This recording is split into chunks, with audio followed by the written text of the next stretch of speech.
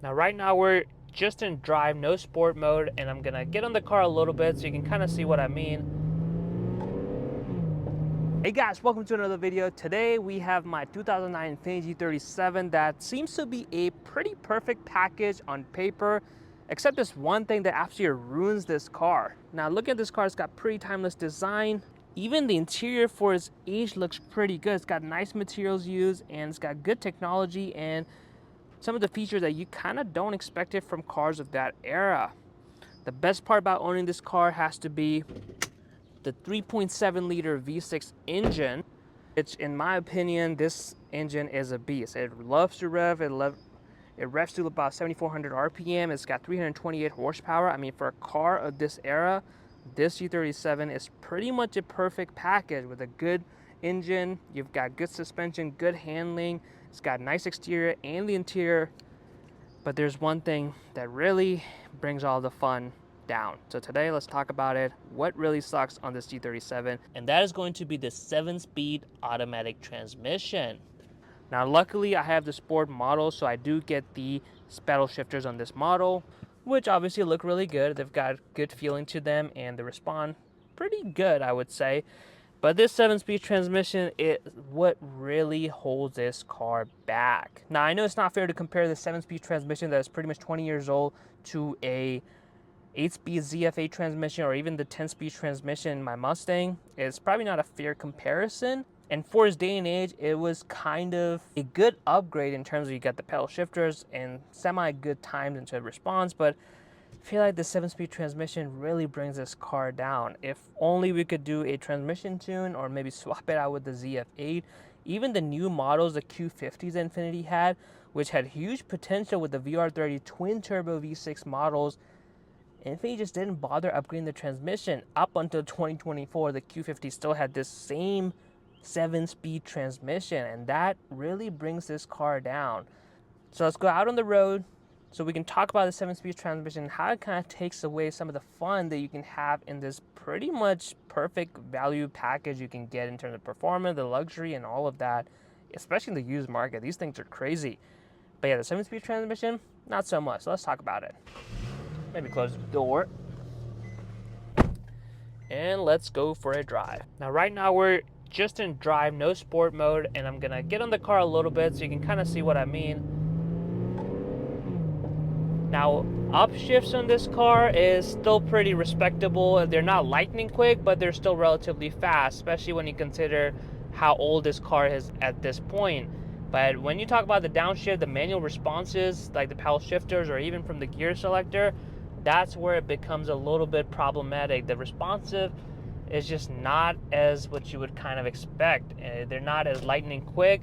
I know I'm trying to compare it against with my 10-speed automatic Mustang GT, but the transmission shifting leaves a little bit to be desired.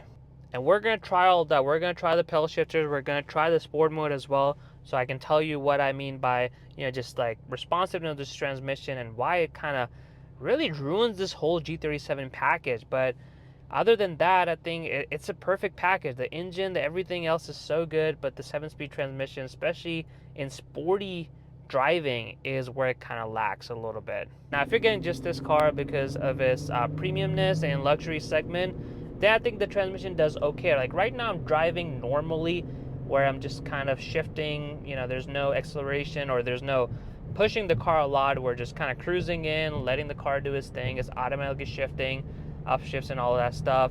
The only thing you would really notice is, it can be a little bit clunky. Like right now I'm coming to a stop. It can sometimes do gear shifting. I can feel the gears dropping a little bit.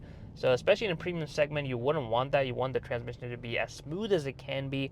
And that's where I feel like it kind of lacks a little bit. But this car is marketed as a sporty sedan, so it should be basically sporty. Now I'm going to turn it to sport mode, and we're going to get on the car a little bit. And it holds the RPM, it wants to go and all of that stuff. But if I hit brakes, it does not downshift. It does not downshift instantly. It will still downshift here and there, but it's just not instant. From a sporty segment, from a sports sedan where you kind of wanted to have all the power on tap, where you get on it a little bit and you want to have fun, like right now I'm doing it. It took a time for it to kick down a little bit, but now it's holding the gear. But if I hit the brakes, it's not downshifting. It's just in the same gear, and now it downshifted. So there was a good bit of a lag before it downshifted, and I think being in the sporty segment, you kind of want the transmission to be very responsive. You hit the brakes, it just rev matches for you, gets you in the right gear. This one takes a little bit of time into getting to you in the right gear. Even the kickdown, as you saw, I pressed the gas, it was thinking for a little bit, and then it downshifted. So it's definitely a little bit on the slower side if you want it to be like a sporty driving experience. We're doing the same thing right now. I'm going in, just cruising in. I'm still in sport mode, but you'll see, like, if I hit the brakes or try to accelerate a little bit, it's gonna take a sweet time. So right now, I'll let the road straighten a little bit. We're gonna try to get on it. I'm getting on the gas, and now it's downshifting to go. So a little bit of a lazy transmission is what I would like to call it, even compared to, obviously, definitely slower than the new 8 speeds and 10 speeds, but I feel like it just lacks overall responsiveness you would want from a sporty sedan. Now I'm going to put it into manual mode so you can kind of see how it shifts and all of that stuff. And even the manual shifting, now we're going to put it into manual mode. Now we're in 4th gear, as you can see right here. And I'm going just fine, but if I want to kind of get on it a little bit, I upshift. While the 5 went up right away, it takes time for the actual gear to change. So the number changes right away, makes you think you're going, the shifts are near instant, but it takes its time. So, and that is very evident on downshift. So right now we're in 5th gear, just kind of driving in sport mode. But if I want to downshift to, I don't know, 4, like that took a little bit of a time for it to downshift. So we're getting a little bit of gas. But I'm like, you know what? I want a little bit more responsiveness. So I'm going to do it to 3.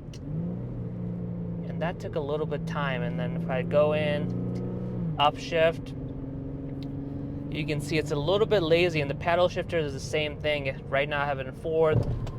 I can do 3. The manual mode and the paddle shifter is not terrible, I want to say. There's like a slight delay, but nothing where you would have tons of issues with it. I think if you're just driving the car, having fun in sport mode on back roads, you're not going to put, good track times or anything like that. But driving it casually, it gets the job done. Where it's really have issues is if you're in regular mode and you wanted to downshift, you get on the gas a little bit, the transmission thinks, the computer thinks a little bit for a while, and then it downshifts for you. And for a sporty car, for a sporty sedan, I think that's where it really ruins. Like the engine itself loves to rev. Like if I give it a little bit of gas, engine, and this is normal mode, engine still wants to go. But the issue is how the transmission, because transmission can make or break this thing, and that's exactly why the 7-speed is just lackluster. If you just want to casually drive this car, I think it does an okay job keeping the car in the right gear. A little bit of hunting here and there, but if you really want to push this car, you can start seeing the age of this transmission, where it just doesn't want to kick down instantly.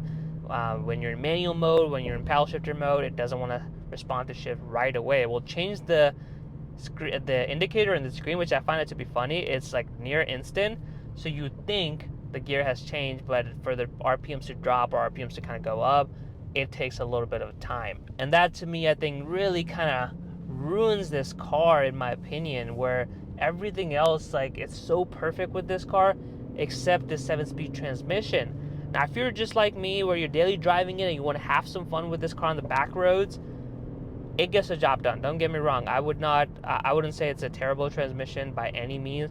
It's still a lot more sporty than what you would get for a car that's like 2009, 2010 model year. Unless you're going like BMWs or something, then you gotta worry about reliability. But if you're really trying to take this car to the track, drag strip, or anything like that, or you're really trying to go on back roads where you want to push this car, that's where the downsides of this comes in, where it's a little bit slow to respond. It will leave you wanting more, and the transmission, from what I've heard, isn't as reliable as some of the other transmissions. Mine has been holding up just fine, but I've heard these 7-speed transmissions are known to have a little bit of issues. But yeah, guys, that's what I think in terms of what really ruins this G37 package. Has to be the 7-speed transmission, unfortunately. But yeah, I hope you guys enjoyed today's video. Let me know if you've driven a G37. What are your thoughts on this 7-speed automatic transmission? And of course, subscribe to Red 50 for more videos.